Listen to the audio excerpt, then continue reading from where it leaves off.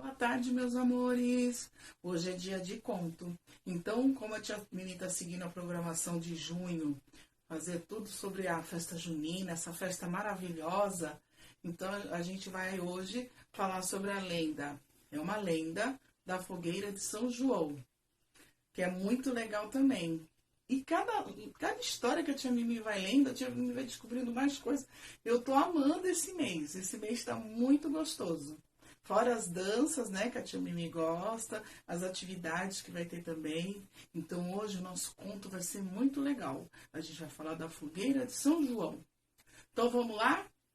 Era uma vez? Vamos lá com a tia Mimi? Então presta atenção na historinha, hein? Dizem que Santa Isabel era muito amiga de Nossa Senhora e por isso costumavam se visitar.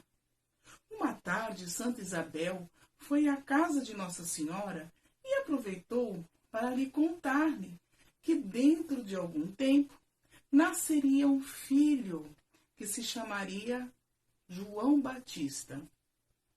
Nasceria o seu filho, que lindo, né? O nascimento é tudo de bom.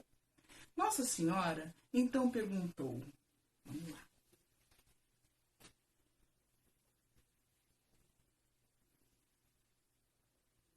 Como poderei saber do nascimento desta criança? Aí ela respondeu, vou acender uma fogueira bem grande e assim poderá vê-la de longe e saberá que João nasceu. Mandarei também erguer um mastro com uma boneca sobre ele. Santa Isabel cumpriu com promessa. Certo dia, Nossa Senhora viu ao longe uma fogueira. Olha que fogueira linda! De longe, uma fumaceira, umas chamas vermelhas, bem vermelha. E foi à casa de Isabel e encontrou o menino João Batista, que mais tarde seria um dos santos mais importantes da religião católica. Olha só, gente. Oh, que bebê. Aí que surgiu a fogueira de São João, pessoal. Então vamos lá? Vamos cantar com a tia Mimi? Vamos, todo mundo junto? Aê!